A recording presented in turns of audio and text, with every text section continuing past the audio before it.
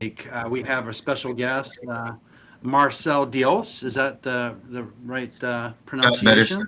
that is the right pronunciation. Yeah, Yes, with the founder of, I'll make sure I get this right, Cooley? Cooley Purple Up. We actually went through a rename recently, but yeah, Cooley is the right way to say it. That's awesome. Well, we'll get into that momentarily. Yeah, But before we get started, we yeah, just want to call out some of our sponsors, if that's okay, Marcel.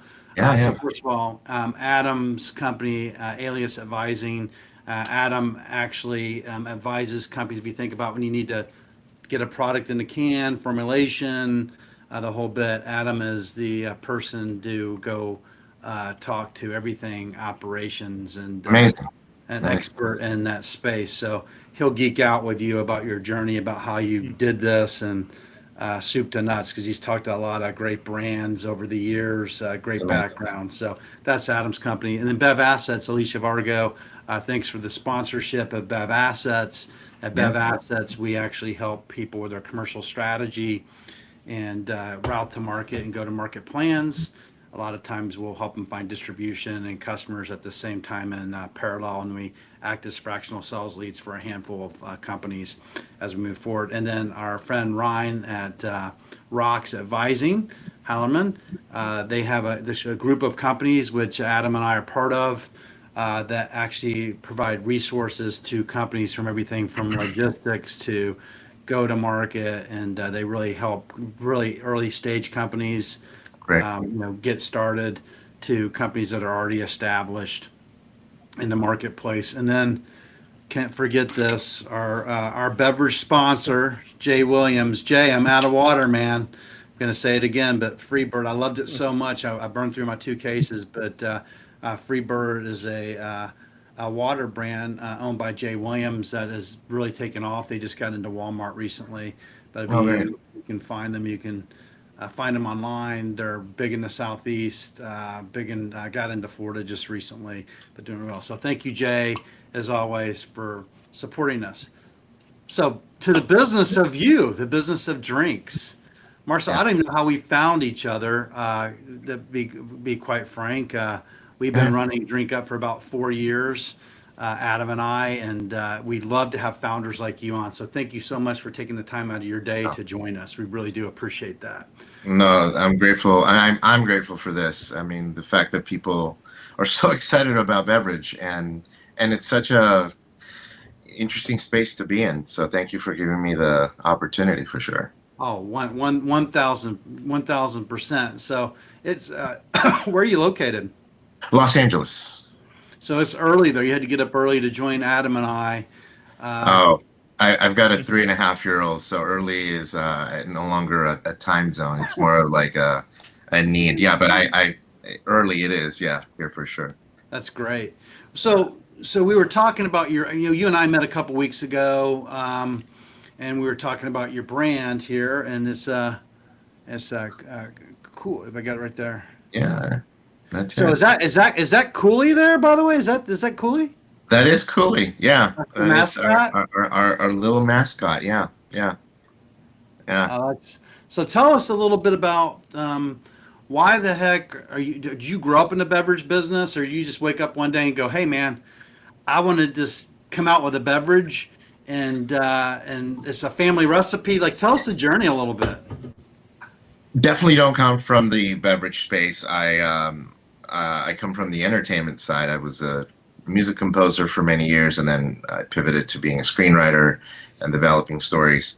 So it kind of the world of CPG sort of just found me. I want to say because um, it was during the strikes of the WGA. I had a few things happening that inevitably fell apart, and then one of my neighbors was starting a CPG company, and I thought, oh my God, well, I've got my son. I had just found out we were pregnant, and I thought, oh man, what a awful time to to have things sort of dismantle in my world. And I kind of just leaned into the fear of it all, if you will, just the not knowing what was going to happen to my stability. And then I met this. My neighbor was starting the CPG brand, and that's how I learned all about CPG. And I initially was going to invest in her company, and I kind of did a lot of reconnaissance, if you will, about CPG, because I often, when I get involved into something that I don't know, I take my time. I'd like to fall a few times just to learn lessons along the way. And I went to New York and met her marketing team, and then came back, and I was like, oh man, this sounds really exciting. I grew up to the point of Cooley. I had grown up with this Peruvian drink my entire life. And I love beverage just as much as you guys. I mean, as a fan of just going to this grocery store and seeing this this industry sort of take an immense jump in as far as quantity of options to pick from at the beverage at the Yeah, different. how many aisles in the store, Adam, of beverages on average? I think he must be frozen. Wow. There's 4 aisles of beverages to 5 at any time. So you went Wow. in there and you said, "Man, Yeah, I probably want to three get or into this four. business." Yeah. Yeah, so it was sort of an awakening for me to be all of a sudden in the middle of this conversation, Yeah, and as much of a fan as I am about other beverages, which I can get into the list of a few, but I didn't see anything that resembled chicha morada, and chicha yeah. morada is the name of the Peruvian drink. I grew up Chicha drinking Morella. chicha morada. Chicha Morella. Okay, got it. Yeah. More so chicha translates to loosely it's like a brew or an elixir is what I like to call it.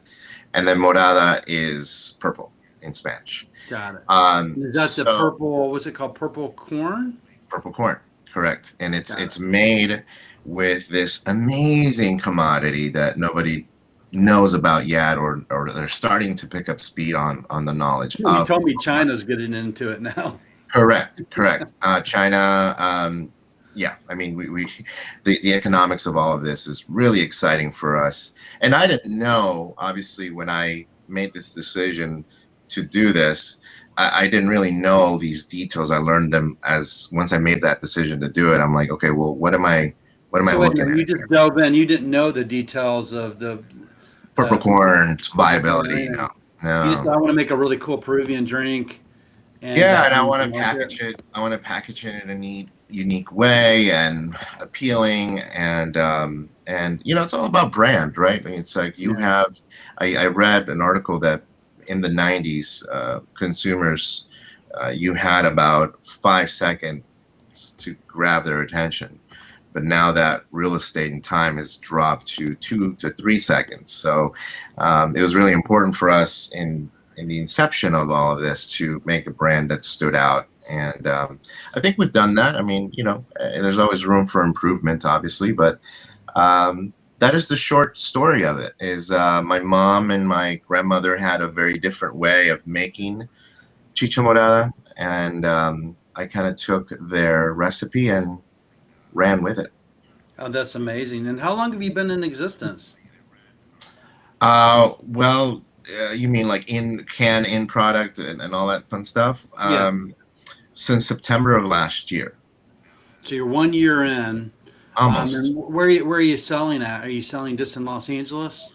Yeah, we just for now we're I believe in dominating from small to big, so we're hitting up all of the main smaller retailers around even where I live, and we've onboarded with Lassen's here in Los Angeles.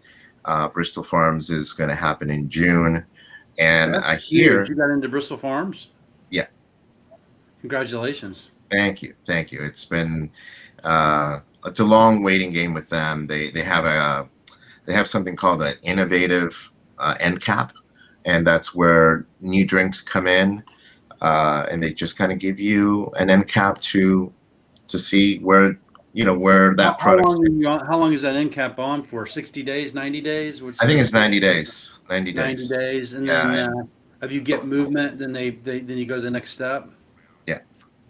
Yeah. So let's just stick on that for a minute, and we'll go back Yeah. to some things. But because this is really important, I know there's people like Sprouse does the same thing, right, Adam? I think there's a few people that have like these innovation programs that give brands an opportunity. Mm-hmm. Maybe I know there's a few that do it. What's your plan in terms of, so you're going into Bristol Farms? How are you going to ensure velocity and reorders? Demos. Put as many liquid on lips as possible. Really just, we believe in our product. I think, again, based on a very unique recipe, and people like it. I mean, even in the smaller retailers here that I've demoed a lot, probably demoed, I don't know, at this point, maybe 1,000. Oh, there you go. Maybe 1,000 people altogether so far. Wow, it's really purple, by the way. It is very purple. Yeah.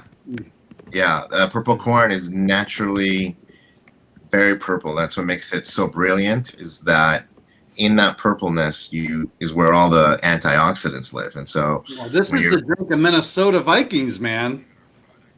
Right? Mm. There you go.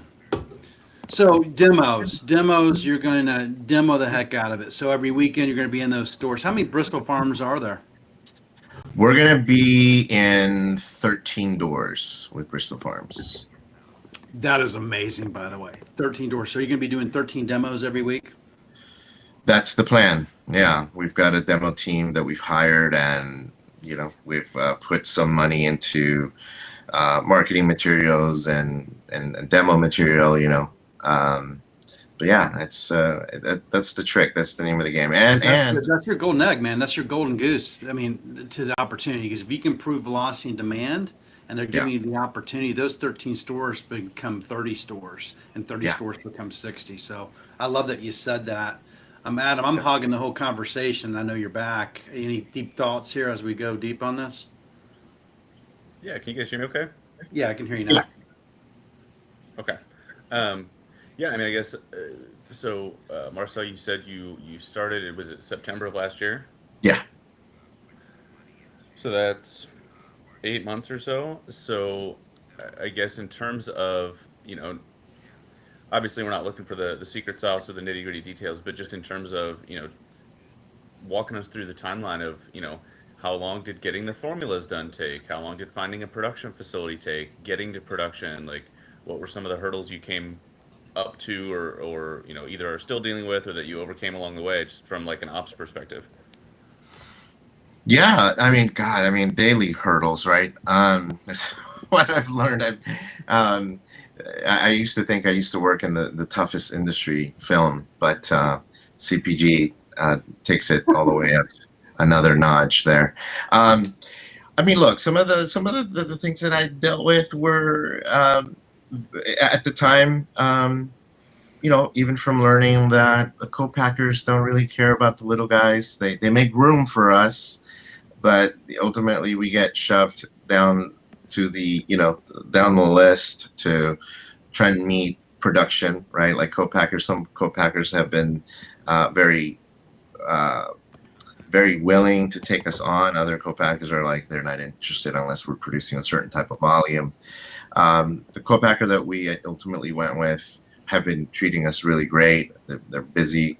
They're here in LA. But I also, one of the main things I want to share with your community is that it's the community that really has stepped up. I mean, the guys from Leisure Hydration, Alex and Steven, they've both been extremely helpful along the way, even to finding our formulation or formulator. It was a connection that I'll be very grateful for throughout the lifetime of Coulis, because our formulator knows what they're doing, and they're also very sweet and understanding of this process. They kind of held my hand throughout it, and advised on things that probably I didn't know at the time about the supply chain. So, and also I think some of the hurdles on a daily basis for a small startup CPG company is the MOQs, right? When you have a limited amount of budget and you want to produce more of your product, or then you kind of you're stuck in that So what are MOQs? minimum quantity order quantities. Minimum order quantities. And Yeah. you have like minimums for like cans, minimums for like lids, minimums for everything. Everything has an MOQ and has a different price. So the less you buy, the more expensive it is. Your cost of goods go up. Cost of goods go up. Our COGS go way up, and our goal is to bring it down once we start scaling, right? And but it's a startup, so we're going to burn through. We're burning cash right now. The first few pallets that we produce. Well, let's go back to this burning cash thing. Yeah. And I mean, obviously, I want to be respectful of your P&L and where you're at, but what do you think? How much runway do you think you need to actually build your brand? Like, I'm talking like years wise, not the actual cash amount, but in order to be successful, from your experience from launching in September, so this is you're almost a year in, right? Mm-hmm. Into your business. How much runway do you think you need to actually make that leap? Well, I mean, talking to someone that's learning as we go as a company, but typically about 2 to 3 years, depending on how much bootstrap cash you have available. Obviously, that's a very important part of the equation, and to have a proven concept in hand. I mean, we're beyond that now. We're beyond the proven concept now. We're at the catch-22 canyon, as they call it. What's the catch-22 canyon? Well, it's this thing that goes from here, and then it starts to come back up as you're scaling. And this is the area where you need another $300,000 to $500,000 to prove that you can actually scale moderately, and then eventually once you got the first infusion of cash, you proved demand, you got some proof of concept going, you're in some stores obviously, and accounts, and now you're like, okay, I'm gonna go into Bristol Farms, right? But I need operation. I need to produce this stuff in order to fill the demand of 13 stores. I'm sure you're feeling the crunch of that, right? I'm assuming because you got to get, I don't know how many cases they're going to order for each store, but you have 3 flavors? 3 flavors, yeah. Yeah, so they did a case of each. I mean, you got to make sure you can meet that demand. And if you're in there for 90 days and you're creating velocity, that adds up really quick. Very quick. Yes, I am. We're definitely feeling the pressure, and we just got her. We heard. I'm not going to say which retailer yet because I don't want to get too excited, but we heard that we've been placed on a very considerable list that might approve our drink, and if that happens, then yeah, we're going to be under a lot of pressure. But that's what we signed up for. This is what I'm here for. Yeah, sometimes with and I don't, you don't have to say yes to everything. Yeah, correct. So think about that. I've been with brands that they said yes to everything. They were in 38 states, but the problem is they couldn't fill the order. So just make sure that if you go into distribution somewhere, make sure your fulfillment rate's over 95%. I don't know if you know those numbers, Adam, but I think it's around 95% fulfillment rate is expected from many of the retailers. Because if you can't, I mean, they're so competitive, and I'm sure you know that. So congratulations on that. Today is the universe. The moon is lined up for the first time in 20 years. Alicia's going to appreciate this. I'm probably butchering this, but just ask for that, and it'll happen for you, by the way. So, Thank all right. you. So let's pivot a little bit. And Los Angeles, and then Adam's going to have a lot more operational questions or anything that comes to his mind. But I'm curious, how many accounts are you in right now? Well, accounts are probably one, two, three, four, six. 6 accounts, but this is really important. I want people to understand. These are 6 accounts that are ordering from you continuously. Yeah. So you have demand. They're behind your product. You're ordering it. Or now with those 6 accounts that you have, are you working those accounts? Are you doing like the tastings? I'm Stuff like, what are you doing personally, to build demand and prove the concept of those accounts? yeah, no, I'm personally doing a lot of the outreach, a lot of the merchandising, just because they happen to be um, within an earshot from where I live, so I can go merchandise, talk to the staff, find out what kind of movement, kind of do my own little investigation, and ongoing demos any way that I can. I mean, just 2 3 weeks ago, I was standing across the street from one of our retailers with a cooler, ice packed with Cooley, and there was a farmer's market happening about a quarter of a mile down the way, which so there's a lot of foot traffic coming to and from the farmer's Yeah. market, and I just hand them out, just hand out Cooley. I mean, and just tell them, hey, if you like it, we're right across the street, right there. That's Um, brilliant, man. I mean, I literally, I was doing some research on Boston Beer Company. uh-huh. How many accounts do you think Jim, the founder, Cook, how many accounts do you think he was in this first year in Boston? I mean, 20. Great guess, 30. Oh, 30 right. accounts. And Wow. he did exactly what you're doing. He would put the beer in his trunk of his car. He'd Yeah. go account by account and talk to people. And I don't think that's changed. So what you describe is exactly what you need to be doing. Are you getting into some farmers markets by chance? We talked to a lot of brands that go into farmers markets as well. We're not. I don't think we would fit that model of farmers markets. I mean, it's here in LA. It's very expensive, Okay. um, and it's also a huge. Uh, I'm very respectful of our time, right? So, Yeah. anytime that we have to open up another door or open another conversation with another retailer or another distributor is a little bit more important to us than coming out on a Sunday, setting up a tent, setting up, um, for us, at least in our format, we're not there.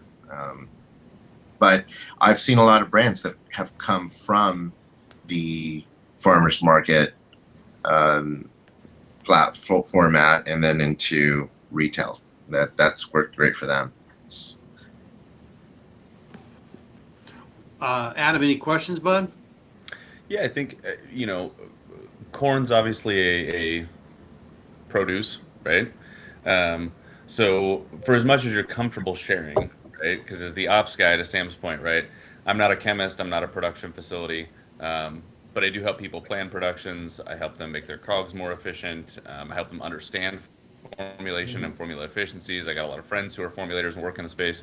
Like, are you guys like, are you buying just bags of raw corn and starting there, or like, if again, I know a little bit of that's maybe a peek behind the curtain question, but I'm just curious. I've been poking around the website trying to get a sense of it. Like, how raw are you starting with when in terms of production?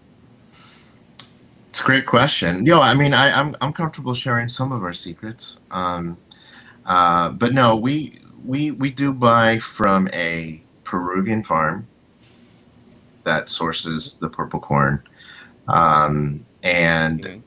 the supplier has inked a exclusivity with us. As far as I know, this format and to supply the type of chain that I would need as we grow, this was, I think, the smartest move that I've made a lot of mistakes, but it's probably this is if any mistakes I've made along the way in the growth of my company, this is probably the most important thing I've done is secure exclusivity from a supplier Mhm. that has this type of relationship. Sure. So yeah, that so it is a very Okay. organic corn. I mean, it's not organically certified because Peru doesn't really get into the certification game as sure. much as, yeah, yeah, yeah. But it is Well, non-GMO. and I was having this conversation with somebody. Sure, sure. Yeah, I was having this conversation. I think it was Neil yesterday. We were talking about, is it him or somebody else? Talking about organic certification. Like, Yeah, it was just the Neil. cost to put Yeah. that logo on your can is a few $1,000s, right? And then you've got the audit certs and the additional increased raw material cost. And I mean, the list goes on. And the amount of green, I'm not saying organic's bad. I'm not saying it's good, but the amount of greenwashing happening in the industry and food in general is insane. Um, so no, I mean, I applaud you there, but yeah, I think the question was, and you answered it beautifully, is around like, even for things as simple as natural colors, right? Like because of the switch, and I'm not saying your product has that, but just in general, right? Just in terms of natural colors as an additive, that industry is on fire right now because everybody's transitioning from artificial colors, and so the crop yields to be used to make natural colors are under more stress than they were before. And so there's this whole supply chain thing. And so I think to your point on having an exclusivity agreement, knowing that this is the base of my product and I've got to have access to it is incredibly intelligent as a first step, right? Yeah. So, Yeah. yeah. Eventually, we'll buy a farm down in Peru. Okay. And really, I mean, it's sort of definitely crossed our minds to buy a farm and have control of the very thing that's going to produce the most authentic version of our drink in a can, besides grandmother's kitchen. So having a home place. Obviously, you talked about the story behind it. You just mentioned grandmother just now, right?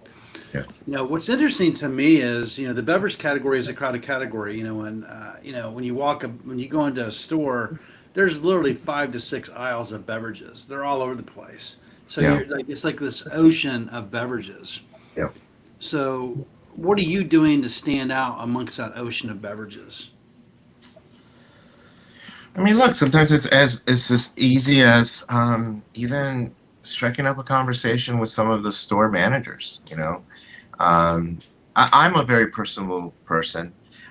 Even before being a CPG owner, I love talking to people, getting to know them if I can, if I have the time and bandwidth. Even just like, I've received the same from people. Sometimes they inspire you, right? And so that it could just be as easy as striking up those relationships and having them cheer for you, and ultimately, oh, that's Marcel's product on the shelf. We don't do merchandising, but we'll do it for him. Who knows, right? It could be as simple as that. And So it's a people business. it is a people business. So if AI's not giving a phone call to the store to say, "Hey, reorder me," you're actually physically going in there and actually talking to a human being to build the brand.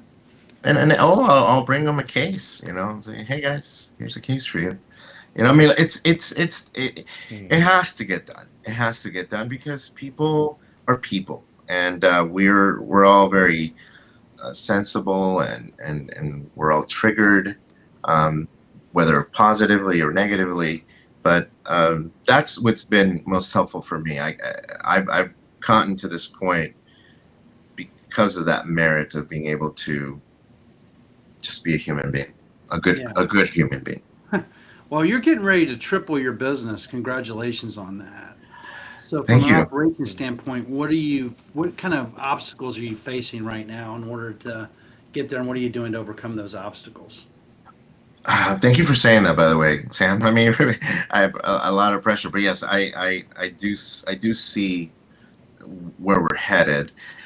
And some of the obstacles, obviously, right now, we are definitely sitting in that catch-22 canyon where we're trying to raise $500,000 so that we can produce enough of our product so that it meets the demand that we know is coming. And of course, without working capital, things can slow down, momentum dies, people lose interest like that, and they just move on. And I'm talking even down to the buyers. They might be like, oh yeah, purple corn, exciting. We haven't heard from Marcel and company. Are they, hello? Are you there? And okay, well, let's go to protein water. So that might be a thing that is concerning for us right now. That window could be really short. At your point, like Very, you've got approval, but if you can't meet the demand, they're very moving short. on. Very short. Yeah, yeah. It's people move on Yeah. very quickly. Those are probably one of the biggest hurdles that we're trying to, and we're in a good position. We have a lot of conversations coming up with potential investors. We're in that seed round currently, and raising as much as we can so that we can produce a significant batch that will incentivize the VC investor down the line to say, oh, maybe your COGS could have been a little less, but you moved units, and so sure, we'll give you. Your product, by the way. If I'm an investor, there's nothing. And Adam, correct me too. There's nothing like this on the market. Is there? Is there another? Is there another purple corn product available in the market today? Not in the way that we're doing it. There are glass versions of Chicha Morada that, I mean, from a logistical point of view, as I'm sure you can imagine, and it's a Peruvian owned, I mean, this is a huge company that's been importing, exporting goods between the U.S. and Peru for many years. This is how us Peruvians find, our sort of like our go-tos as far as culinary experiences. But Yeah, best food on planet Earth. You and I talked about it, by the way. we're proud of it. We're proud of it. Yeah. Yeah. There's a lot of fusion happening in Peru. You like potatoes too, by the way, right? Potatoes seems to be a thing.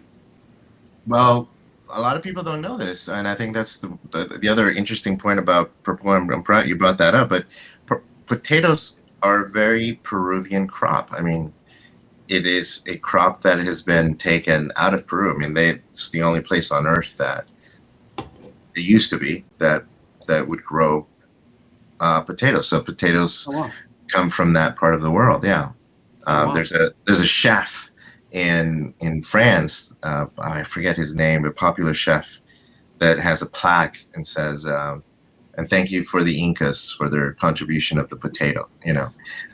There's like thousands different types of potatoes in Peru alone. Oh, wow. Amazing. And the quinoa is the same thing. Quinoa is a very Peruvian grain that's Wow. now been internationalized. But Wow. yeah, I mean, we're excited about where we're headed, and we're just trying to, like any little startup. There's not another art like a functional drink like this on the market right now. There's not. Here's what I'll say. I mean, obviously, there is another company, but But not like your company. Not like this. No. This is made by a Peruvian from, you have your farm, farm to table type of drink right here, right? Yeah, we're the only ones that have, at least that I know of, that has that type of access to a there are ways of getting purple corn into a plant. Yeah. But as far as I know, we're the only ones that have it in a healthy supply chain. I almost went with a supply chain that was really convoluted. It was from a supplier in Poland, and they would get it from Peru. And so it was this Bermuda Triangle. And I thought, no, I hope you're not going through the Strait of Hormuz. Right. You can't get your purple corn. I'd rather pay a little premium and have it be a straight shot. And literally, it's a straight shot. It's literally a right angle. Have tariffs affected your business at all with your supply? Tariffs? Have tariffs affected you? I haven't. I mean, things are going up. Yes. Even the purple corn recently went up, but not significantly. Okay. Not to the point where it's starting to scare me. Okay. Because luckily, purple corn for us is probably the most expensive part of our supply chain. So there's wiggle room here to make up for it. Got it. Yeah. Got it. What is like as a founder, what, and you've been on this journey for probably more than, because there's a whole build up to September, then September on or whatever, but like, what are the things you wish you wouldn't have done? Like, what you learned the hard way? You did something and you wish you wouldn't have done it. And, and how are you course correcting from that? Well, I think all industries are filled with what I call used car salesmen, right? All industries. The film, music. The guy said yesterday, Neil said, someone said extortion. Can you remember that? I'm like, anyway, go ahead. I interrupted you. I'm very No, interested. no, no, no, no. Where you're I going mean, no. But to your point, yes. I mean, there are a lot of.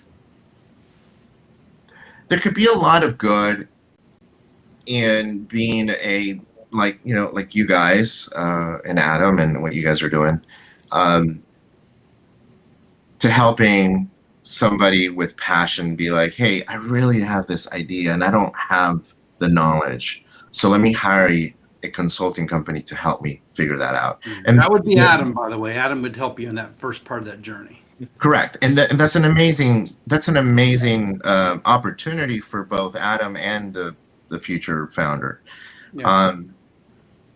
And there are the one thing I regret doing was sharing too much information with a consulting company here in Los Angeles that, come to find out, had some legal and problems with other brands. And I before I even because I got excited about the way that I connected with them and I thought it was meant to be. And I usually I didn't do it that time, but I usually do a lot of reconnaissance, a lot of background checks, if you will, before I work with anyone of significance like that. And then after the meeting happened, I then a lot of my community, CPG community, was like, "Oh, stay away from those guys." And then I'm like, "Why?" "Oh, shit. Pardon my French." I was like, "Oh no, that's horrible." Where even lawsuits of copyright infringement, taking someone else's idea and figuring out a way to package it themselves. So Yeah. that was the one mistake I wish I could undo, but here we are. Yeah, you didn't protect your moat. Is that the word? Like your IP, your intellectual property? I did. I did. I mean, I tried to, and I even said, "Would you guys sign an NDA?" And they very much said no. And I thought, okay, well, it's fine. I mean, it's the way, again, because of the way I connected with them, I felt comfortable in that. But ultimately, they proved to be shady people. Yeah. So you move on. Yeah, not everything lands where it wants. So that's one lesson you learned. What's some other lessons you've learned?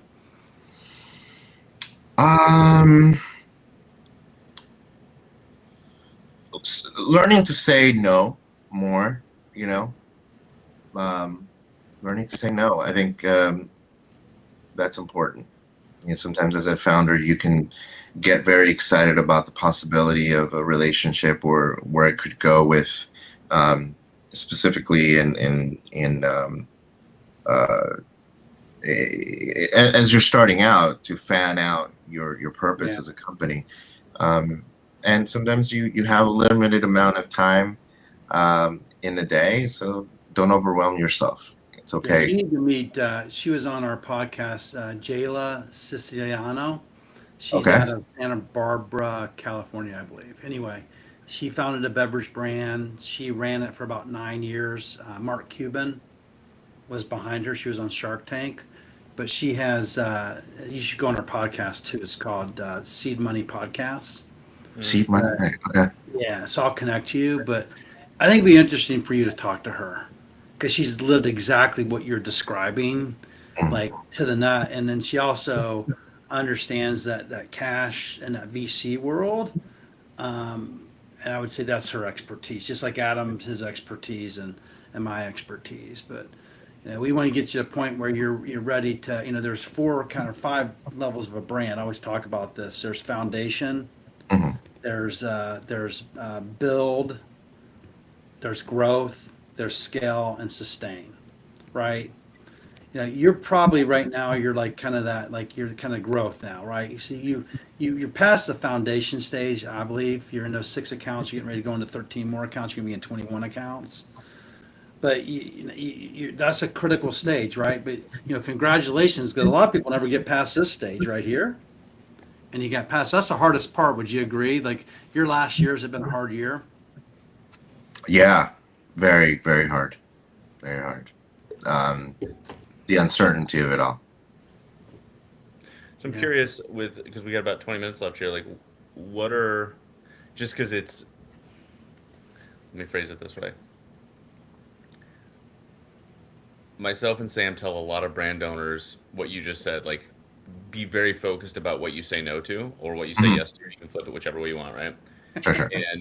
And they hear it and they go, okay, yeah, sure, right?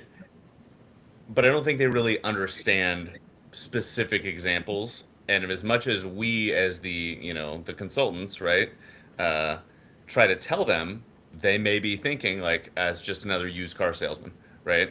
Because nobody wants to listen to that guy. So from the brand owner's mouth, like, I would love it if you had a few, 1, 2, 3 examples of like specific things you've said no to.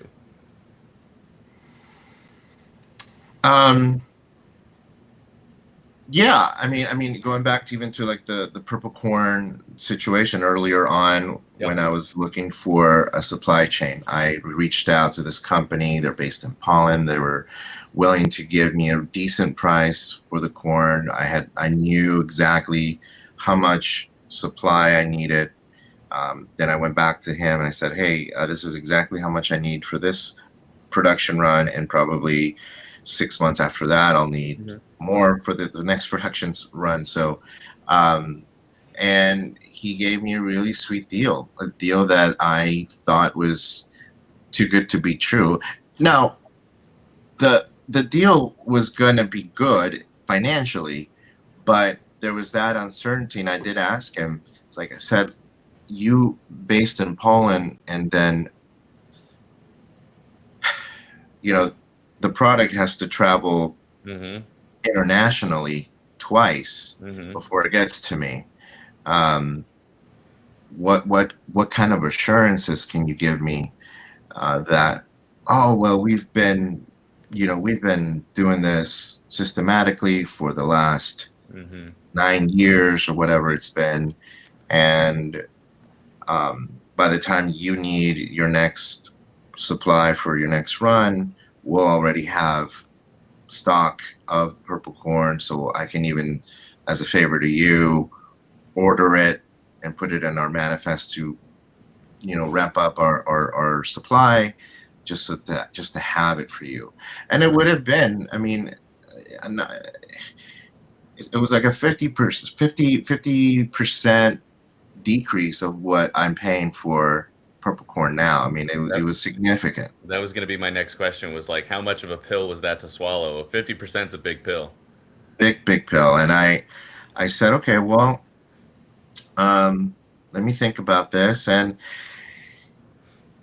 the thinking process, you almost have to, I know the way that at least the way that I'm wired, I take my time. I don't like to be feeling pressured. Some people don't. Some people, and I get that this world, at least in the CPG world, there are going to be times that you need to be like, yes, you need to be kind of a seasoned CEO without having all of the years of experience as a CEO to making those decisions. Sure. And there have been a few things like that I've had to be like, no, yes, no, yes. But the bigger things, if it doesn't need to be answered immediately, there's really no need for you to make a decision right then and there. So take your time, breathe it in. And then what happened was I went to Expo West and I met with my formulator there. We had already been working on the formula for months at this point. And she goes, hey, come by and walk the floor of the supply, show down the street from the expo. Maybe there's someone there that can help your supply chain. And lo and behold, the answer came, and that's where I met our current supplier. So yeah, saying no sometimes just means taking the time. If it doesn't need to be answered right away, then it's probably for a good reason. Yeah. So trust No, I that. mean, I think it's a really impactful story, and Sam and I talk about this all the time, both amongst ourselves and with brand owners. Like, and it's such a fucking beaten to death phrase, and I hate myself for saying it, but like finding the balance between, you know, yes, some things need an immediate decision, and Yeah. sometimes you can get into, analysis paralysis, right? And like, oh, I've been spinning my wheels for 3 months thinking about the same thing. Make a fucking decision and move on. It'll probably be wrong, but you've got to move, right? But there is a middle ground of picking those battles when you can, for sure. Yeah. And this has not been my experience thus far, and I don't think I'll probably experience this, but um, earlier on, when I was thinking about hiring this consulting company, uh, you know, falling a few times is necessary sometimes, as long as it doesn't cost you too much, especially in a business that you don't know anything about. I mean, I've seen brands from the same consulting company washed out financially, Mm-hmm. completely Mm-hmm. obliterated by them Mm-hmm. because the founders put way too much trust in their ability to care for their brand, and then you hear an awful announcement and they're like, yeah, we're closing shop. Yeah. I'm like, oh man, Yeah. that's too bad. You had a great product. Fuck. We will not name it for the sake of all of our legal lives and not having to pay our lawyers, but guessing I know who you're talking about, and I applaud you for moving in a different direction, because this industry is fairly small. Um, Yeah. I apologize. I do have to hit the restroom. This coffee is taking its hold on me. I will be right back, and then Sam, we can ask our wrap up questions. Yeah, you go Okay, ahead and Adam. do that, Adam. Be right back. That's funny. That's when we run Oh, live on roll, man. he left us on a cliffhanger, this guy. That is But when you gotta go, you gotta go. yeah, it's funny.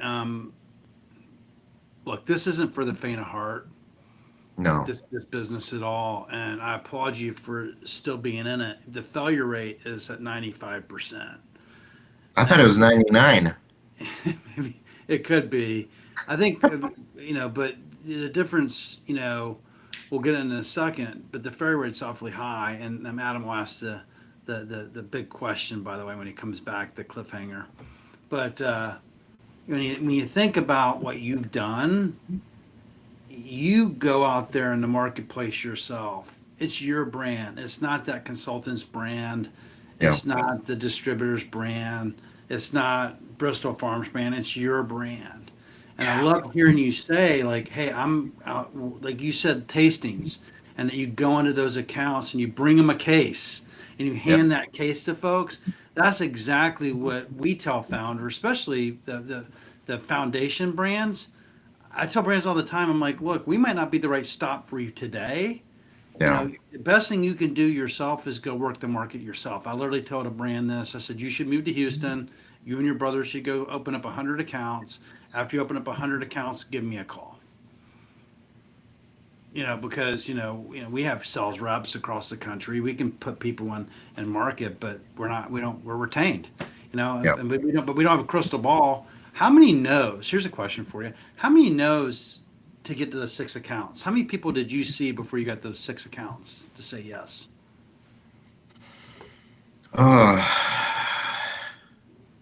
Well, I think the hardest one that I had to get on my own, and I'll just say who they are because they've been wonderful, and was Farm Shop in Brentwood. Okay. And the reason that was really hard for me was because number one, Brentwood, I don't know if people know much about LA, locations, but Brentwood is, whatever. It's home to those point percent of people that just live in in beds of money. And Farm Shop in Brentwood is their go-to grocer. So you've got a lot of top quality, product that lives on that shelf. So when I reached out initially, I got a maybe, and then I got another no from someone above that person, and then that person that said no quit. So then I was like, okay, so maybe this is it's the same thing in film. When a VP leaves the studio, then you can be like, hey, by the way, X VP had promised me to make this movie. So eventually, yeah, I got through probably 2.5, 3 no's before I eventually landed Farm Shop. And again, because of that, the quality of people that walk in there, as far as cash is concerned.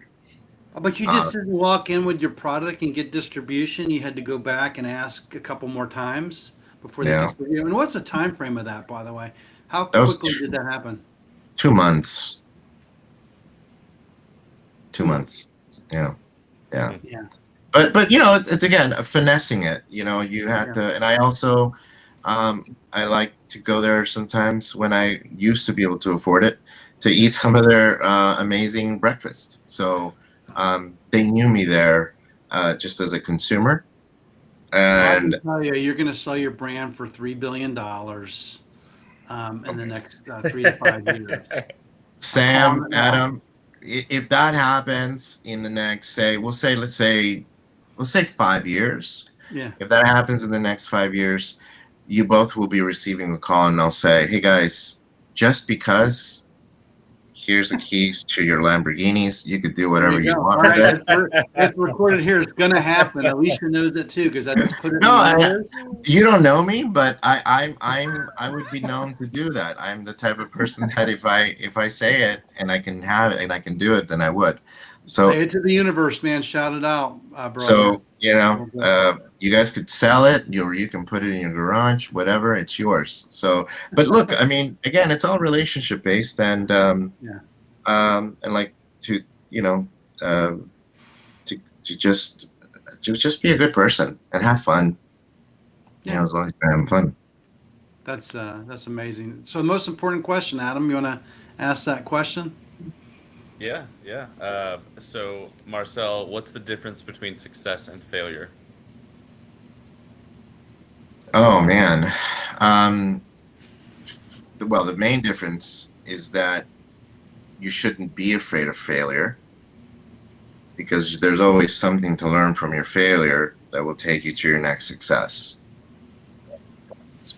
I think success is just the cherry on top, right? But even after you get to that place, there's always something new to learn. And I come from the school of thought that this is not mine. I wish it had been mine, but it's my mentor, Brad Mindich, who I love dearly and has been on my corner, but has also been very challenging, and he's always been keeping me on my toes. And he taught me this philosophy that you have to be comfortable being the stupidest man in the room. Comfortable being the key word, he would say, because you can always learn something new, and that's what I'm here for, learning. That's amazing. Absolutely. I'm rooting you on. Adam's rooting you on. Thank Why don't we you, go guys. around the room? A couple of things. So, Marcel. Yep. Is there anything that we didn't talk about today that you want to share with our audience about you, your brand, anything in your mind that we missed that you want to convey? Well, if you're looking to try something new on the shelves and that is non-carbonated and rich of full antioxidants, natural coloring that's great for your cardiovascular health and great for your heart, great for your blood, and then give us a try. Cooley is there to give you a new experience. But other than that, no, I think you guys have been wonderful, the both of you. Thank you so much for just creating this for us. Oh, that's kind of you. Adam, any closing thoughts on your end? Yep, you frozen, Adam. Frozen, and I think his audio is. Yeah, we can't hear you, Adam. Any closing thoughts? Are you back? There we go. My connection lately has just been. Can you hear me? Yeah. Okay. Yeah, we can. I got to get this computer in to get looked at. It's been giving me hell all week. Yeah, no, I mean, I think again, thank you for joining us. Super interesting to hear your story coming from. It's.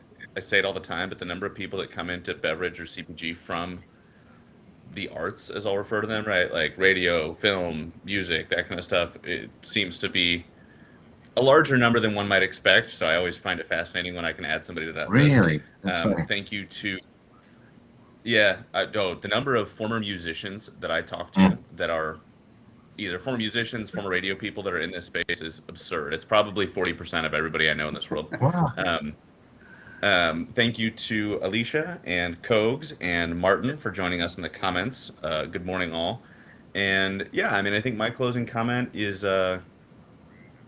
thank you for just sharing, what to say no to, for being honest about the numbers, right? Like trying to raise $500,000, saying no to a 50% savings on your supply chain. Like that's real shit, right? That's real shit that brand owners think like, oh, it'll be fine.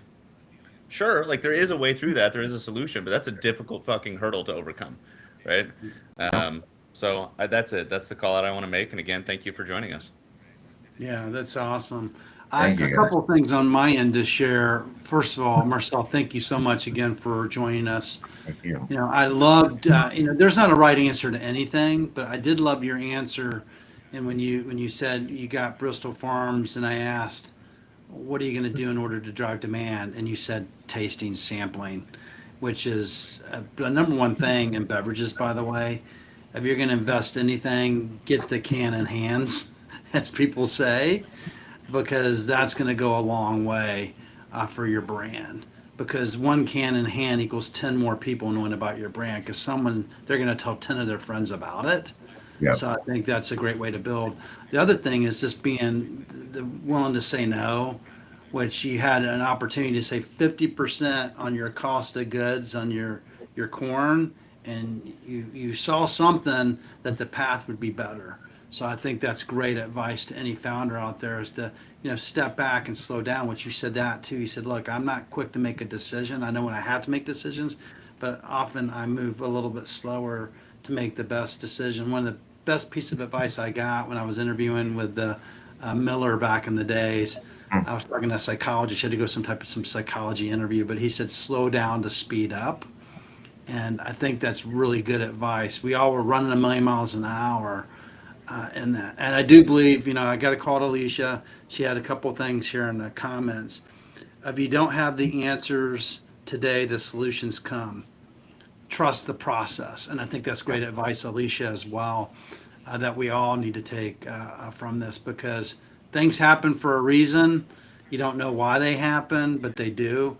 And if you trust in the process, the universe will reward you, and just manifest it. It's already happened. And I'm waiting for my Lamborghini here in the next 3 years, so I'm excited. Well, you've got proof that I said it, so I will honor that. All kidding aside, man, we just would love to see you be successful, brother. I love this. I need to get out to San Diego area. I think I told you when we talked. My daughter lives down in Del Mar. That's right. Area. So we have a few reps out there and several business relationships. I'd love to come out and at least go to a Peruvian restaurant. Yeah. I'll get that name from my friends. I told you about my friends at Monte. They're in Pasadena. I don't know if you looked them up yet. No, not yet. Yeah, I need to connect you guys. I'll do that. But anyway, they took me to this really cool Peruvian restaurant where you had to go outside to go to the bathroom, by the way. So you go in the front door. Do you know, maybe you know what it is? You go in the front door, great meal, but then you had to go outside to go around to go to use the restroom.